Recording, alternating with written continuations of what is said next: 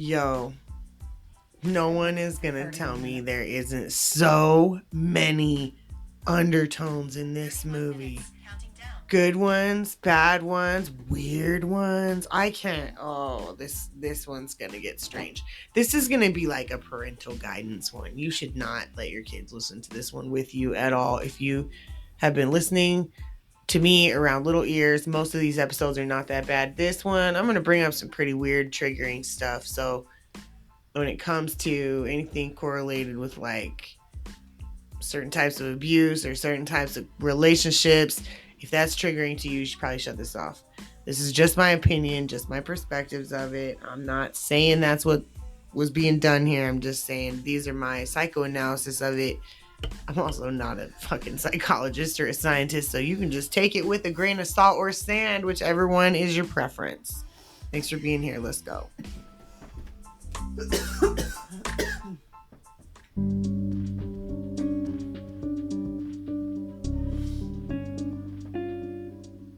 Yo, this movie is wild.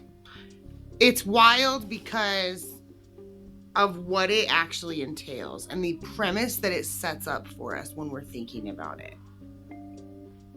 I can't wait to get into this a little deeper. So first off, let's explain. Wreck-It Ralph. Wreck-It Ralph is a video game. I guess in the 80s is how they kind of project this. And he is a character inside a video game, inside an arcade. That arcade's inside of a city. There's the old man who runs it. And what you're witnessing is his experiences when the game is not going. So when the game's not going, Ralph goes other places. He leaves his own video game and goes to other games. And not only does he do this, all the characters in the movie do this. So he can leave his game and go to another person's game and hang out in that game for a while. The only time he has to be back at his game is if it's about to be played. Wreck-It Ralph is the villain in his game. But at heart, he's not really a villain. He's just like, why was I put in this position? Like, he doesn't understand why this was the job that he has to do. Like, why is he the guy that has to be the Wreck-It Ralph? Like, he doesn't really want to smash the things that he smashes. But yet when you see him respond to things and you understand his psychology, then you're like, this is why he's Wreck-It Ralph. Because emotionally, what they're reflecting to you is that this is a certain type of man. So men don't listen to me really often, but the men who do, I'm not worried about the men who do listen to me, but this is going to be a hard-ass episode for men to listen to because I think Wreck-It Ralph is a very strong representation of a certain type of male mentality and what's happening with that particular type of energy in the world right now. And how that particular type of energy is in a form of inception. Just like I explained, right? Like Ralph is in a game inside of an arcade inside of a city. So this particular man is like pretty fucking deep rooted in his psychology. He's pretty deep down in there. If not, I don't want to say all men, but good God, there's a lot of them that have so many similar traits to this particular masculine energy. And that's what we're going to discuss with Wreck-It Ralph, is this masculine energy. We're also going to discuss his little sidekick, because they both don't really fit in their world. Ralph is the only guy who doesn't get invited to anything in his game. Everybody in his game is neighbors, and they like each other, and he is Wreck-It Ralph, so he just fucks shit up. He lives on a pile of bricks. And she's a glitch. All these other girls in her game are little racers. She's a little race car driver. And all these other little racers don't like her because they don't understand why the fuck she's there. We'll explain why she's there when we get to the end of the movie. So they're initially trauma bonding. This is their situation. And I think this is a weird fucking psychosis, deep programming. It's weird.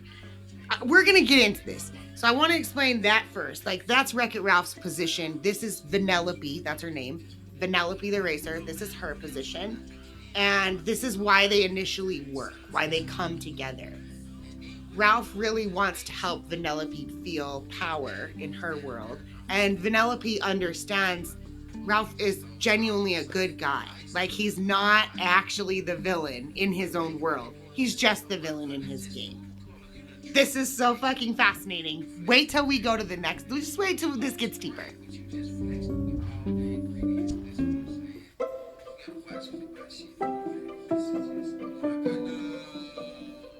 So Vanellope is a racer in her game, and she is not accepted by the other racers in her game because they don't understand why she's there, because she kind of glitches in and glitches out. Come to find out, Vanellope is a princess in her game. So you just have to unlock her character. And when she figures this out, it makes a lot more sense as to why she's there, and it gives her essentially a lot more power, because everyone realizes, oh, she's been this princess hiding out in the game, and someone had to hit a high score for her to be unlocked.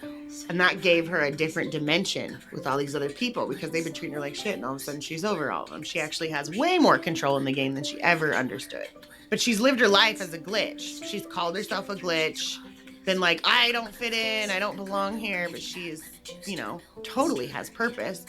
Vanellope is a representation of young, vibrant, exciting.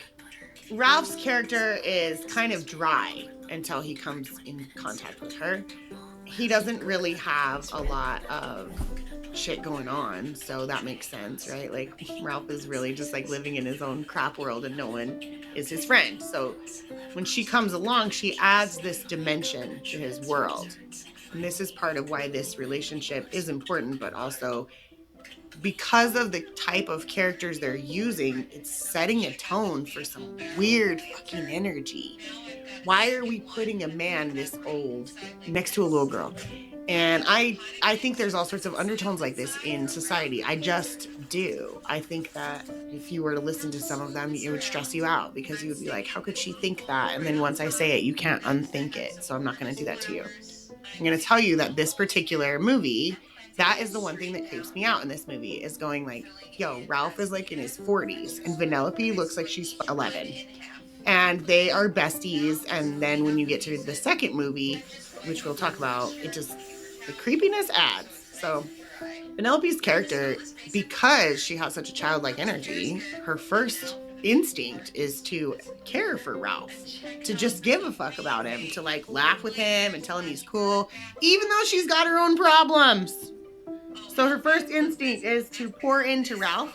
Ralph isn't not worth it. Like, he's showing up for her. He cares about her. He's her buddy. The reason why I bring this one up is because the undertones, like what's actually happening here is some programming. It's gonna get weird. And society is on this weird brink of like almost accepting a lot of weird shit. Like, we're almost literally on the brink of accepting a lot of weird shit. It is really important to stay cognizant of what's being projected. Like, what's being input here and why is it being input here? So Wreck-It Ralph is one of these like kind of weirdo tales that I'm like, I don't really know how I feel about that kind of vibe. I'm just saying. Now let's get into the second movie, because I think the second movie needs to add more dimension to the characters. So in the first movie, just to summarize, they meet each other, they become friends. Before Vanellope arrives, Ralph is going to these meetings for villains in their games, and he's just not happy with being the villain in his game. And he doesn't have a lot going on. And when he meets her, he's vibrant, he's her hero, he shows up for her. They go through the big plot line, and then by the end of the movie, Vanellope figures out that her role is in her game, and that's what's going on there. The main theme of this was that they both come to a certain level of their own understanding of self-worth in their game and outside of their games. They start to develop their character into understanding themselves a little bit deeper.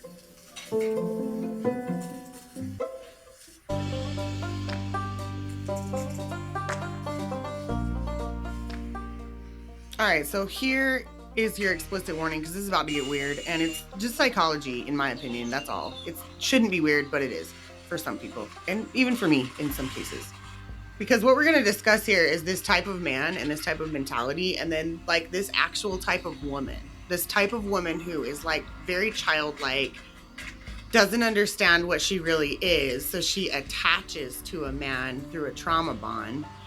And this doesn't have to be male and female relationships. Just in the context of this particular story, they happen to be this masculine and feminine energy in a male-female body, or whatever, biological, whatever you want to say. I don't want to be fucking offensive, so I'm just going to leave it right there. We're going to take Ralph, and we're going to look at him as a context of man and men as well. What Ralph is really a big representation of, and they're not shy about expressing this, is inadequacy. A man who feels inadequate with what he has been given as his role in his life. if you really sit back and ask a lot of men how they feel about the work that they do and what they're actually doing for themselves, if they're not actually working for themselves and doing something that makes them happy, they don't feel good about it. They genuinely have a certain level of inadequacy. And when they have that certain level of inadequacy, they tend to fuck things up around them. And they tend to slowly move into a place of isolation where the only person they care about is their partner.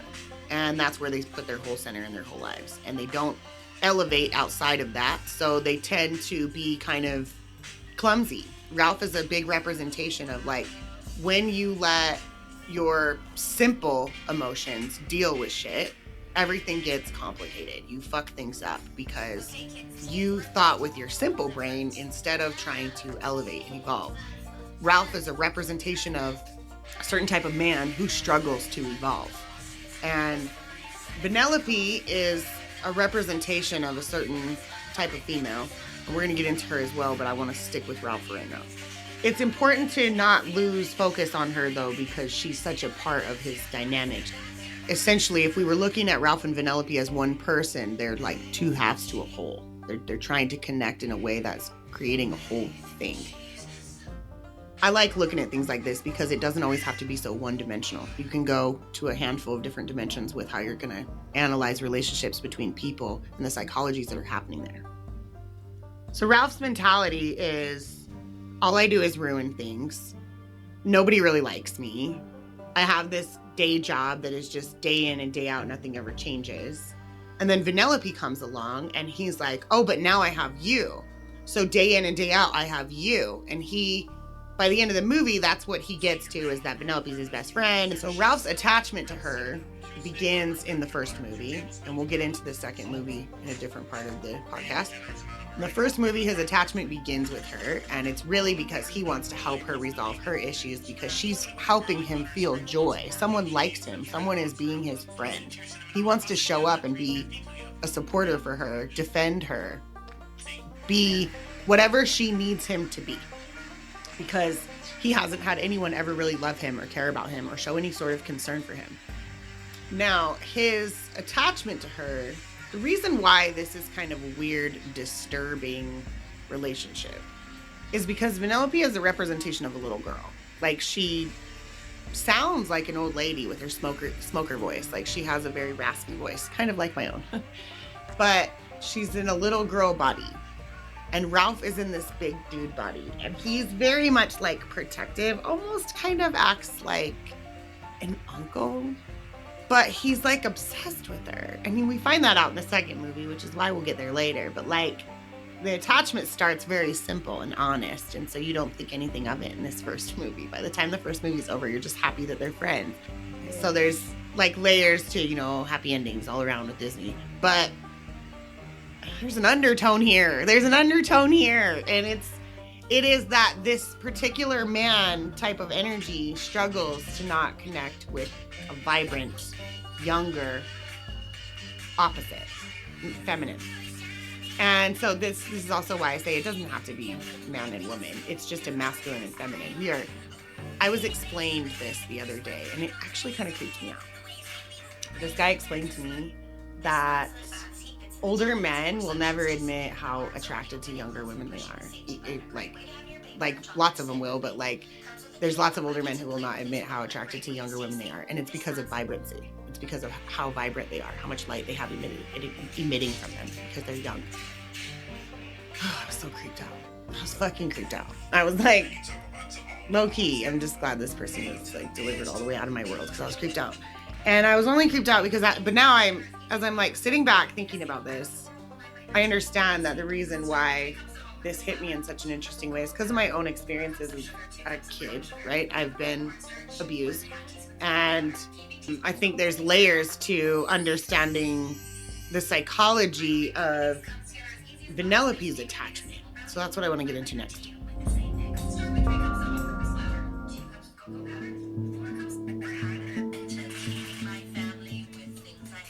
So let's discuss Venelope's attachment to Ralph. She has kind of a Stockholmy attachment to him that you find out later on in the movie. Kind of seems present, which I'm not going to discuss too heavily because I don't really want to put those undertones on it. But there is this attachment with her that she obligates herself to making sure that he's not going to feel unsafe if she chooses to go an alternate route. So the communication between the two of them is very much favored in Ralph's mentality, Ralph's position. I'll discuss this a little bit more in the next segment. Penelope comes from a situation where she doesn't have anyone. No one's looking out for her. There's no authority figure or perspective to give her direction, so she's kind of a rebel spirit. It's a really good example of what happens to young ladies who are groomed by adults that do their fucking best to make them feel like they're the center of this adult's world. I'm just gonna leave that right there.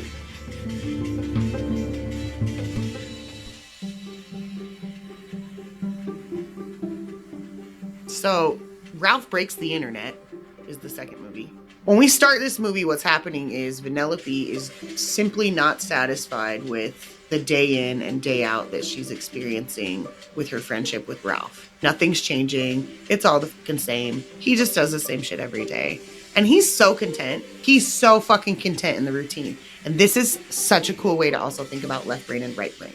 The left brain is so fucking content to do the same exact shit that it is used to over and over and over again. It doesn't want to think creatively. It doesn't want to have to challenge itself to stay in a creative mindset without continuing the same routines. The left brain loves that. So men tend to love when shit gets into a good routine and a good process and they can just roll it.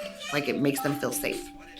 And women are a little more dynamic. We need a little bit more energy. We need a little bit more pizzazz. We need things going on. We need some spontaneity. That's right brain stuff.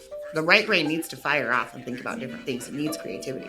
But it also needs to settle down and organize and get into left brain. Just like the left brain needs to liven up a bit and let's get some spontaneity. Let's try something new. Let's do something different. These are really, really cool, key, important factors to think about when you're looking at just the simplest shit, like two characters. Ralph is very left brain, Venelope is very right brain. It's why their dynamic works on screen and you can feel it and it's comfortable and it's cool. But what they're doing is getting stuck in one side of their friendship. They're getting way more stuck in Ralph's side of the friendship than they are in Venelope's side. So when our brains do that, when we get way too stuck in the left side versus the right side's gonna come up with creative ways to fuck up that routine. And that can be good and bad. That's really important to note. That sometimes you can be doing really good and your right brain is sick of that routine. So it needs to fuck it up and take you to the low frequencies. And vice versa. Sometimes you're really stuck in your creative and you're really stuck in just like da-da-da-da, I'm over here, and your left brain is like not fucking having it. It's gonna snap you into, you don't have a choice, we are gonna change. Gotta set up a routine, gotta do something. This is gonna drive us crazy. We're not getting anywhere, we're wading water. Very cool dynamic.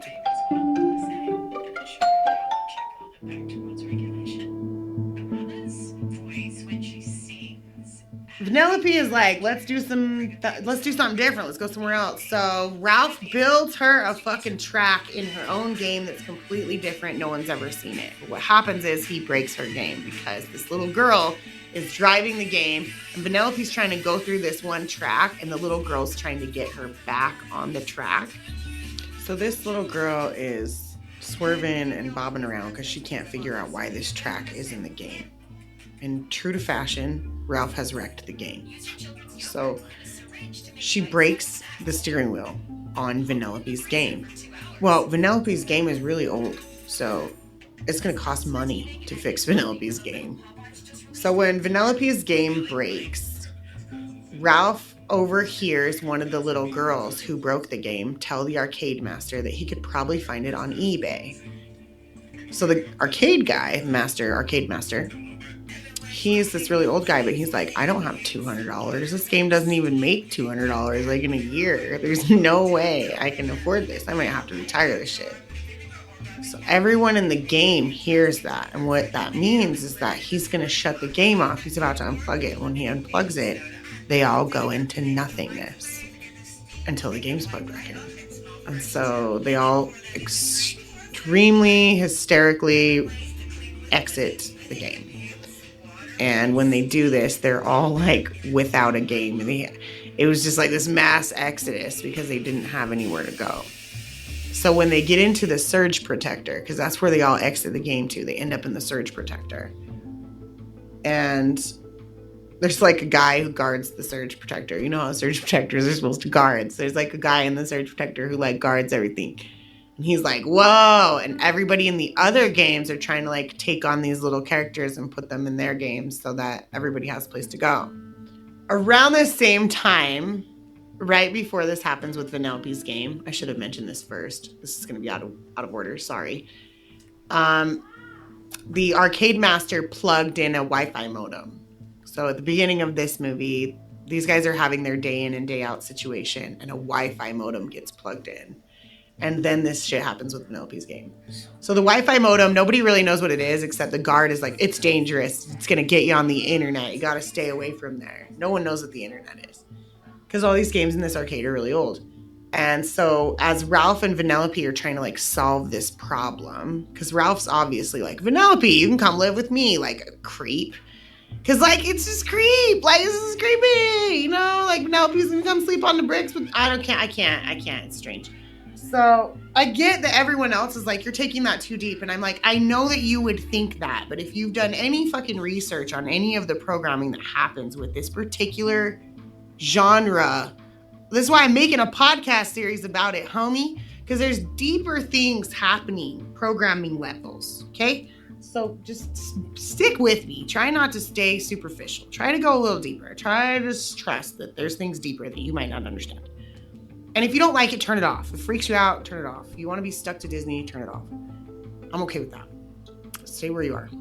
Now, Ralph has Venelope, you know, living at his house, and he's cool with it. But he's like, we could also try this. So he mentions to her, let's get on the internet and go find where eBay is.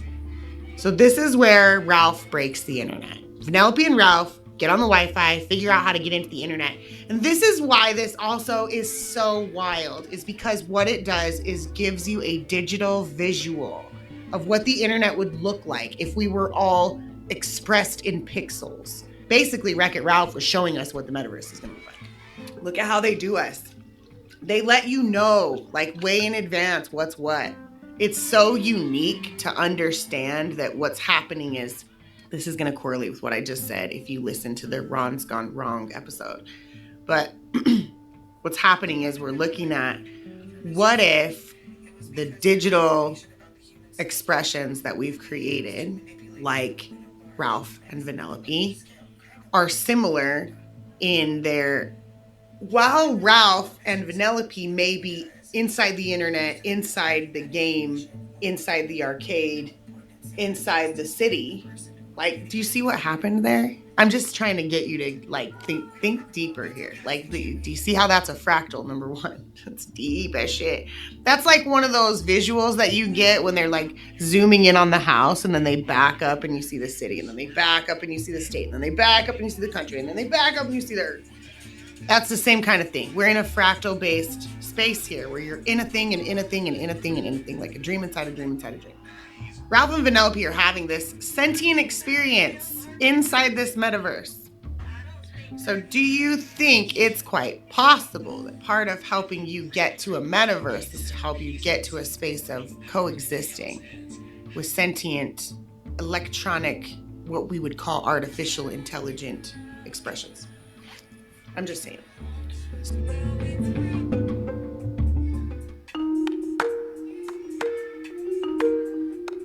Okay, so now Ralph and Venelope are on the internet, and they find eBay, and they get there and they find what they need.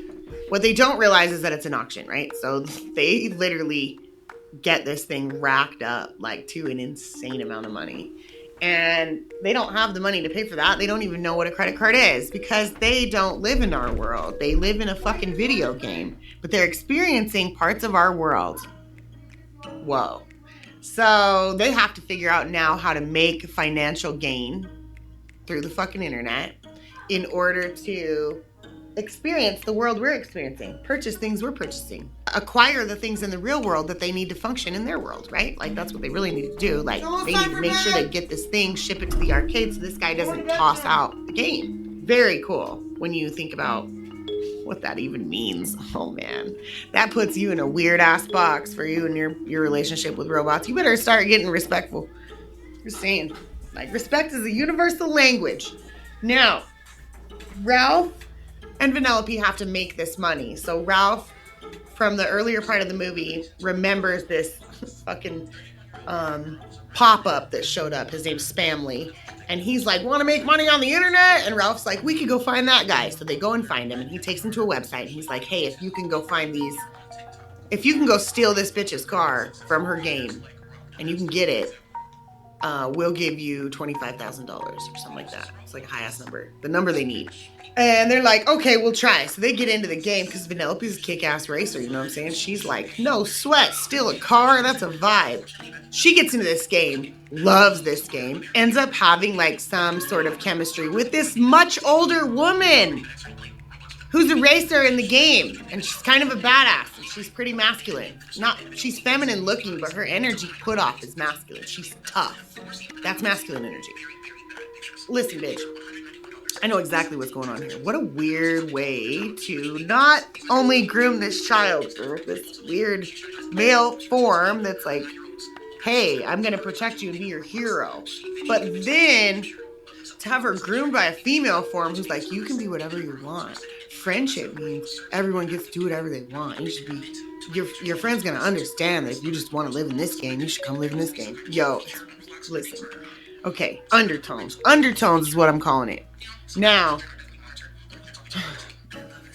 at this point, Venelope says some shit. Ralph overhears it on the little video phone. And he's like, oh my gosh, Venelope doesn't want to come live with me. She's being brainwashed by that woman over there. So his jealousy ensues. So he goes back to Spamly, who takes him to this weird-ass slug-looking fucking yuck. And Ralph purchases a virus to put inside the woman's game, the woman's racer game. What happens is, virus goes in the game, it tries to find the inadequacy, which would have been Venelope the glitch. She doesn't belong in this game, but she's racing in it. So it would have found her and shut the game down, basically. That's what the virus was supposed to do. But the virus is not supposed to leave the game. Because if it leaves the game, it makes copies of itself. Because, like, basically, if the virus goes into this game and shuts it down, the game will reset. Venelope could have gotten out of the game, and then she could have come back in when it came back up. But what happens is, Ralph goes in there because Venelope's not close enough to getting out of the game. So he goes in there to save Venelope and bust the fucking hole in the game. And the virus gets out.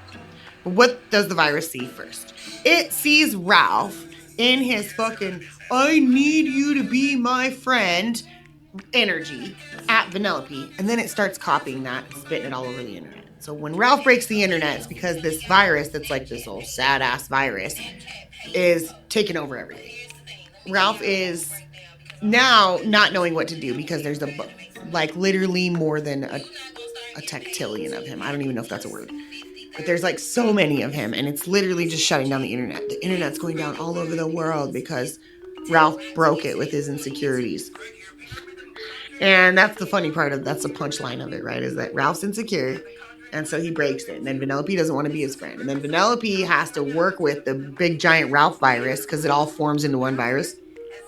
And it's just like holding her, and she's like, I'll be your friend, Ralph, I'll be your friend.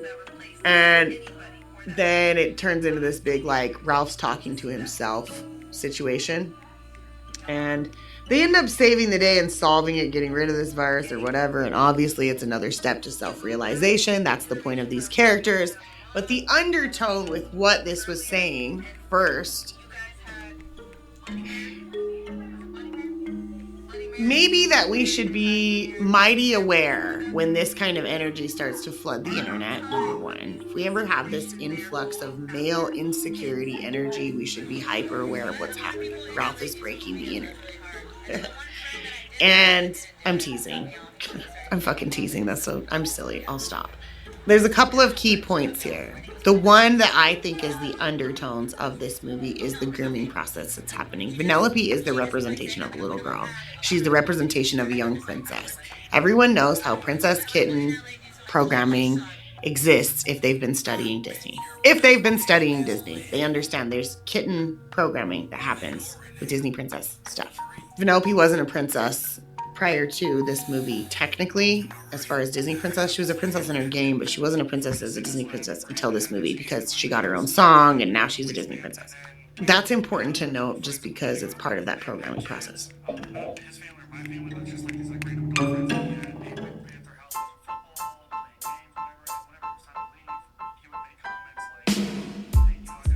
Now that I have given you such a thorough outline of how I have gotten not only some very interesting dynamics about the quantum nature of things, the metaverse, and different layers of masculine and feminine as the dynamic works between these two characters, but we've also discovered how fucking weird the grooming process is in some of these goddamn Disney movies. You know what I'm saying?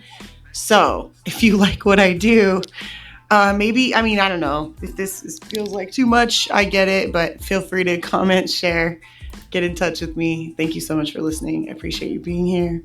Peace.